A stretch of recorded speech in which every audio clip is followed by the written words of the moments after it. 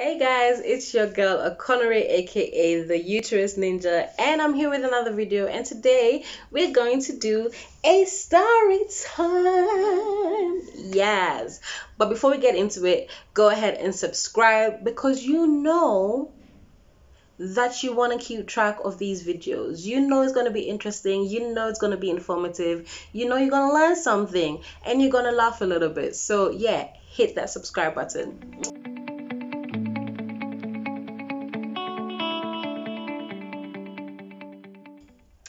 Okay, so story times are stuff that I'm going to probably do quite regularly just because my journey in terms of reproductive health has been quite dramatic. Okay, so I feel like it might serve somebody to get that information, and also just for people to realize that they're not on their own when it comes to the journeys in reproductive health.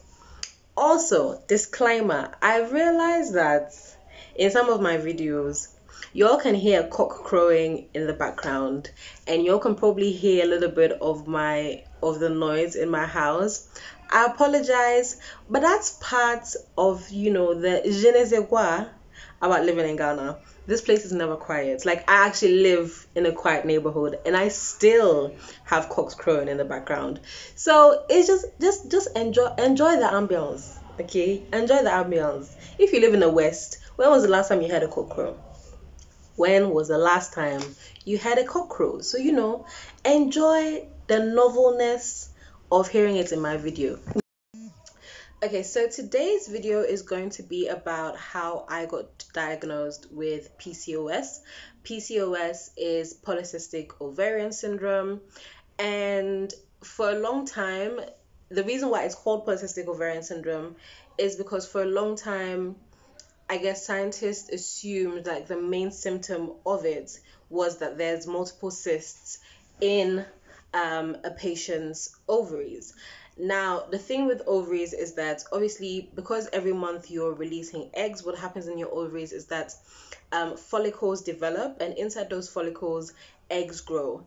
And once a month, an egg will be released. So one of the follicles, or one of the eggs in the follicles, becomes dominant and grows into a full-blown egg and is released that month. Or the other follicles usually kind of like shrink back, and so that your body has more energy to give that one egg. Now, the way twins sometimes occur is when more than one egg actually reaches maturity and is released into the womb. The thing with polycystic ovarian syndrome is that those follicles don't die back. Sometimes, you have several follicles growing at the same time. Sometimes one follicle will literally continue, or several follicles will continue growing, becoming very, very enlarged and very, very painful. The cysts can sort of like twist around themselves, and can you imagine your ovaries are maybe this big, okay, but there have been cysts that are like the size of an ovary or even bigger, and they can sort of like twist around themselves, and it's super, super painful.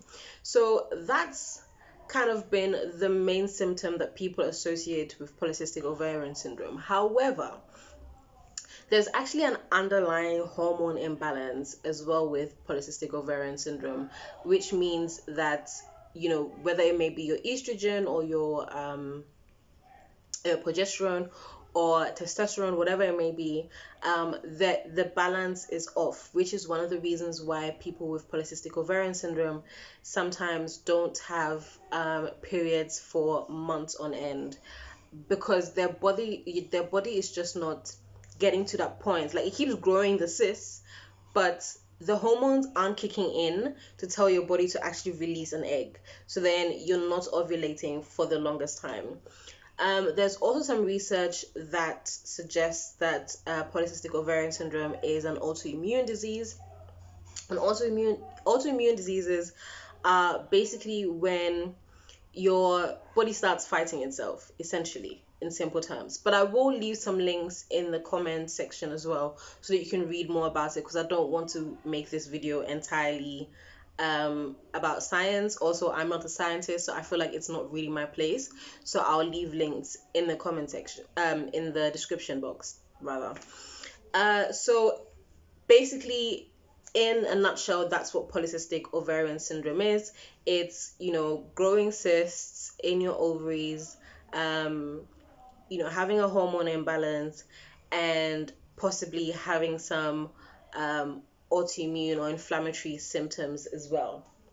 So I know that now, but I did not know this when I was growing up. And I feel like I've had PCOS symptoms ever since my period started, but I didn't know that that's what it was.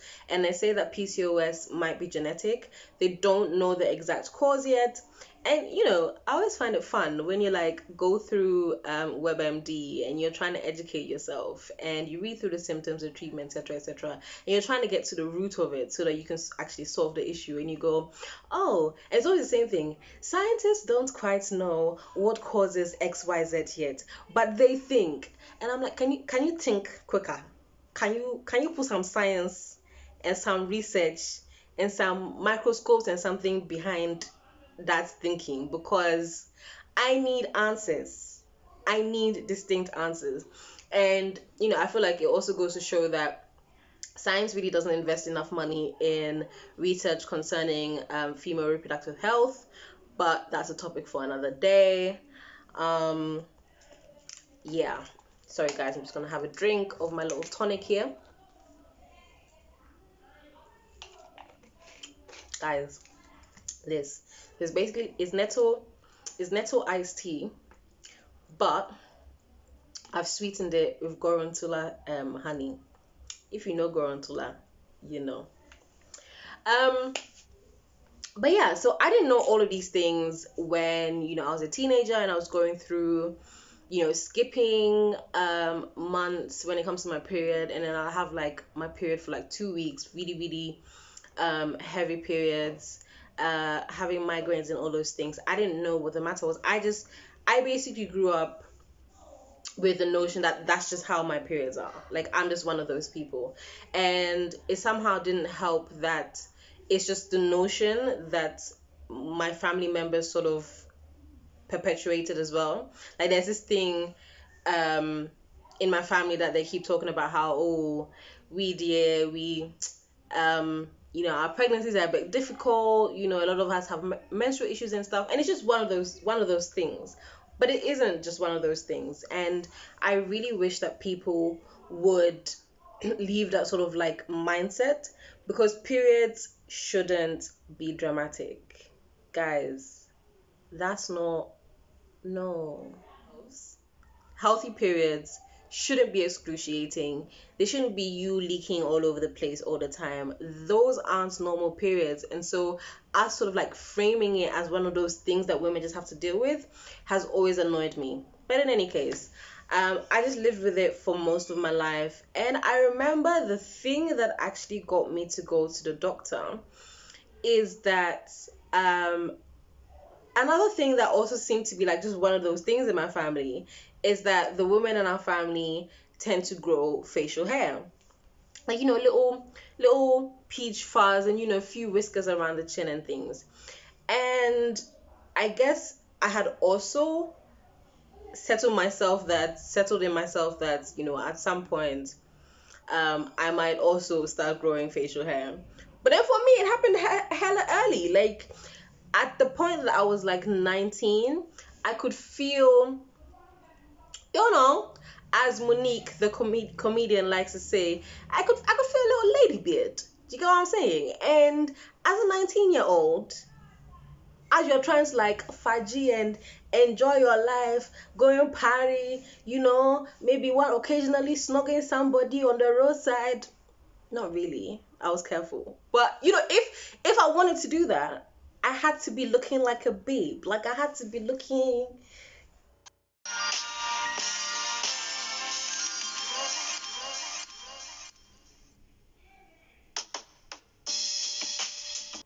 like a bad bitch. And I can't do that Or I didn't feel like I could do that if I had facial hair.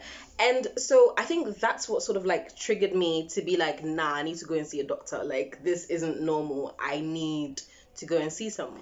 So I think even with my periods, I had questions before.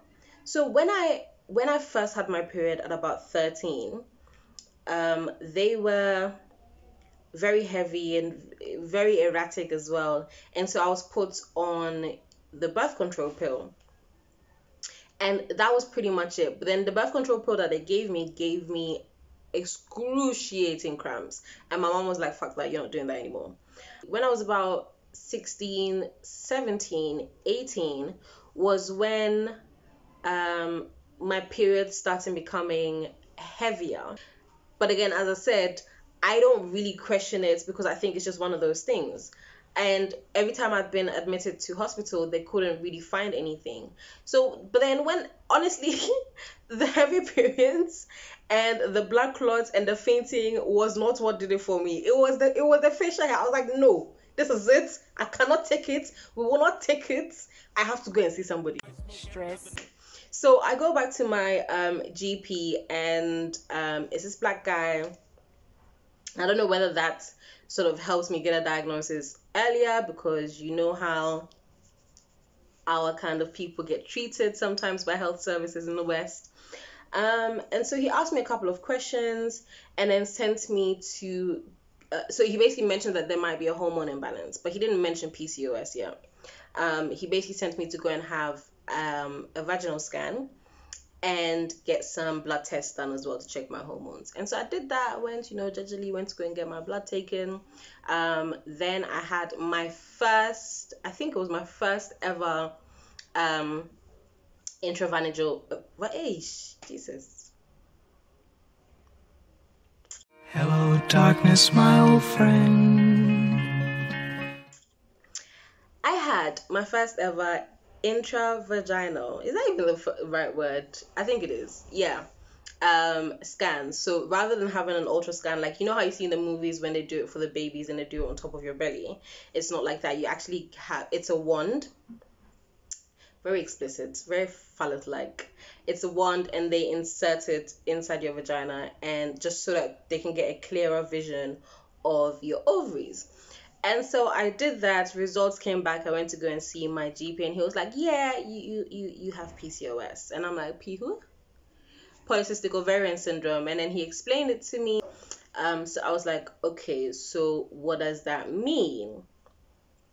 And I think that conversation really changed the way I saw myself and my reproductive health and all that kind of stuff for a very, very long time.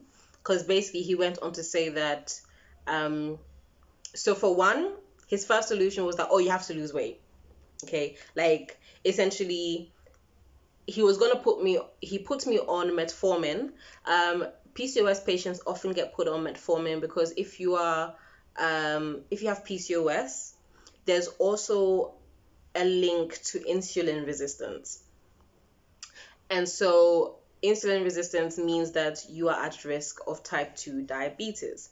And so people often with PCOS often get put on metformin, one, to prevent the resistance from moving into type 2 diabetes, and also to sort of try and tackle the resistance as well. I will say here that I absolutely hate metformin. It made me feel like shit. I can't even explain how the side effects made me feel, but it's very similar to how I feel about tranexamic acid. And anybody that knows me knows that I hate tranexamic acid. But we'll talk more about that in another video. So he put me on metformin, but then the next thing straight away was that, oh, you have to lose weight, because if you don't lose weight, the symptoms are never going to go away, and it's the only way to sort of like cure PCOS. Now, the thing is, I absolutely understand that weight is a large factor in PCOS, simply because, again, there's a great link with insulin resistance. Now, insulin resistance is greatly affected by your body fat as well.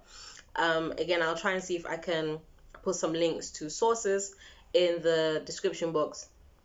But yeah, there's a great link between insulin resistance and body fat. So I get it, but honestly, being told that the reason why, my symptoms had gotten that bad is because I was fat did nothing for my self-confidence. Like, I have always been a little self-conscious, even though I try to carry it well.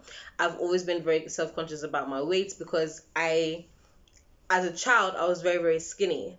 And so I only started becoming chubby when I turned about 11. So sort of going from being a very thin child and being called, my family were like, oh, our model.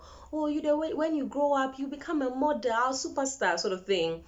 And then sort of reaching puberty and, in the words of one of my uncles, ballooning into a chubby chick, for me was already a little bit traumatizing because I could tell from the reactions of people around me that it wasn't a good look. So then to also be told that me essentially letting myself go was partly why I was always sick really made me do a lot of guilt tripping to myself, which wasn't great. And then also he went on to say that PCOS can cause subfertility. So if I wanted to have children, I needed to do that earlier rather than later. And so basically the way he described it is that, when a woman turns 35, her chances of getting pregnant reduces, somewhat. Well, he said significantly. And however, for me, that event of, my fertility reducing will probably happen around the age of 26. Okay. Now, in as much as PCOS can cause subfertility, because obviously if you don't have if your hormones aren't working right to release eggs, that will obviously influence your fertility. However, I don't know where my GP got the age 26 from because I haven't read or heard that anywhere else. As a 20-year-old, being very impressionable and not really knowing what is going on in my own body, I took his word for it. And so after that appointment, I literally went into tunnel vision mode, okay? At this point, at 20 years old, I'm already in a space where my life doesn't really make sense, and then I'm being told that I potentially can't have kids after I turn 26. Now, bear in mind, I'm also the kind of person who literally grew up wanting nothing more than getting married and having kids. So now realizing that I only had about 5 or 6 more years to really get that going was very, very scary. And it literally pushed me into a situation where the next relationship after that, which ironically didn't take very long. I found out in October. Yeah, so I was 20. So I found out in October, and it was the October before I turned 21. I turned 21 the next March. Now for that birthday, me and my cousins went out and I met somebody. And literally going into that relationship, it was all, okay, Adra, yes, like we're doing this. You're getting married to this guy. He likes you a lot. And you're just gonna focus on this. You're gonna get married and you're gonna have a kid, and that's it. Yours gonna be sorted. I want my eggs cracked, meaning I want a child. I want my name dropped, meaning I want to be married.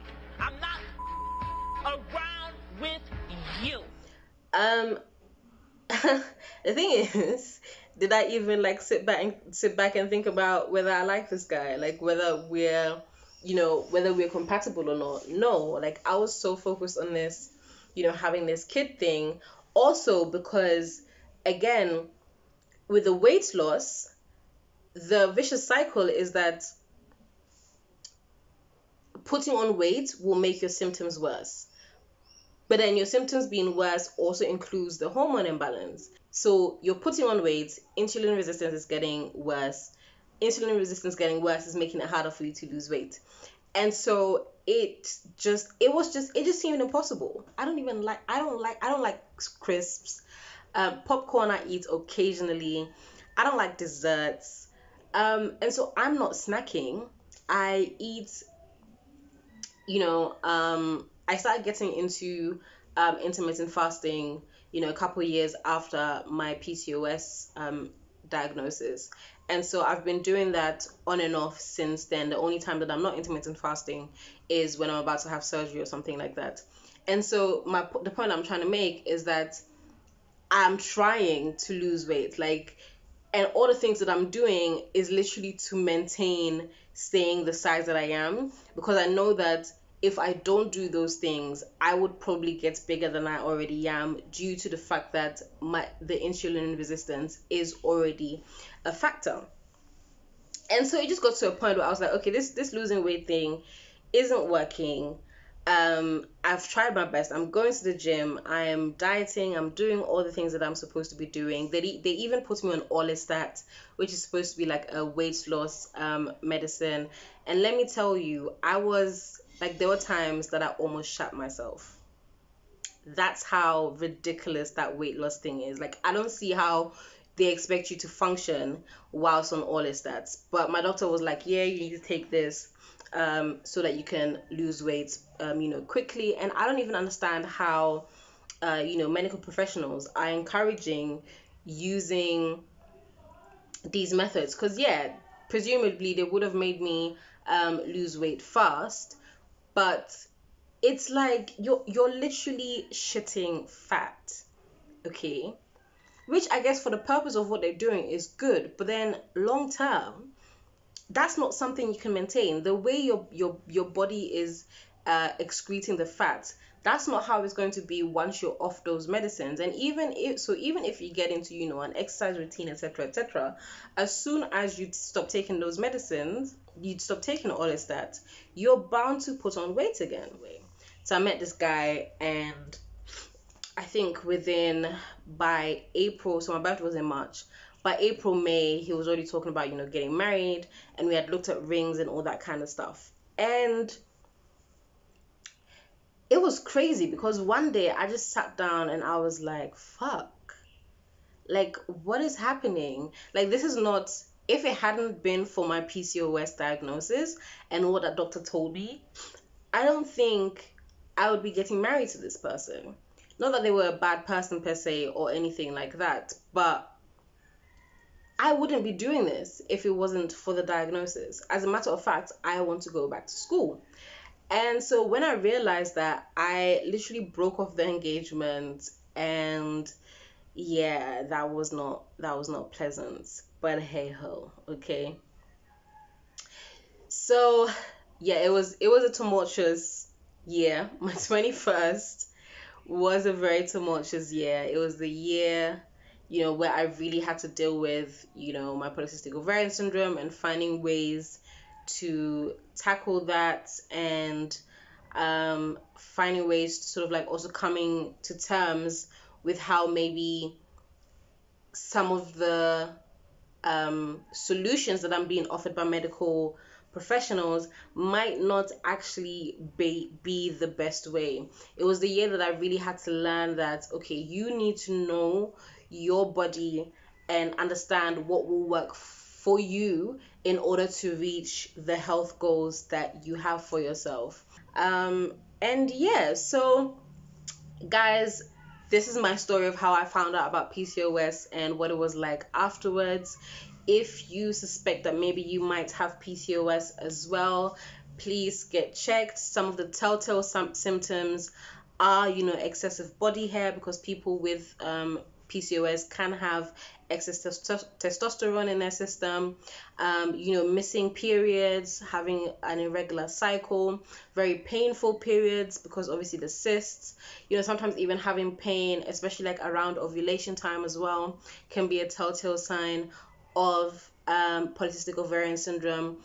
Also, sort of maybe symptoms that lean more towards diabetes as well.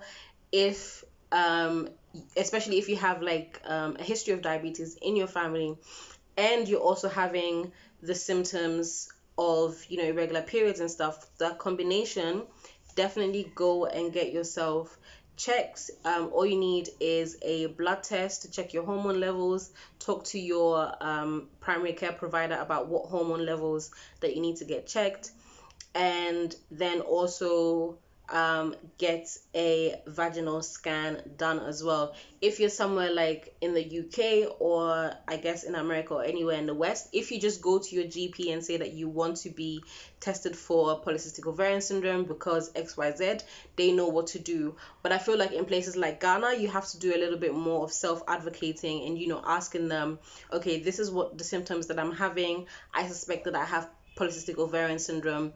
Can you please tell me what hormones I need to get checked? Because here, of course, you have to pay for your own blood tests and things. And it's very important with polycystic ovarian syndrome that you just observe your body and how it works.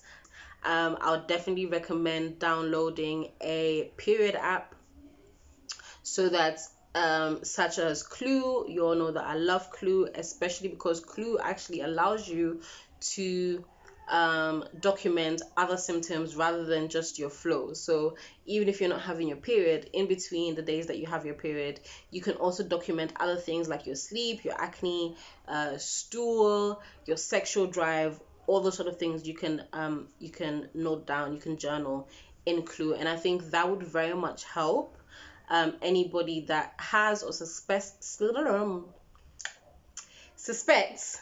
that they have polycystic ovarian syndrome. It would really, really help them to manage their condition and possibly find solutions and work with their healthcare provider to find solutions.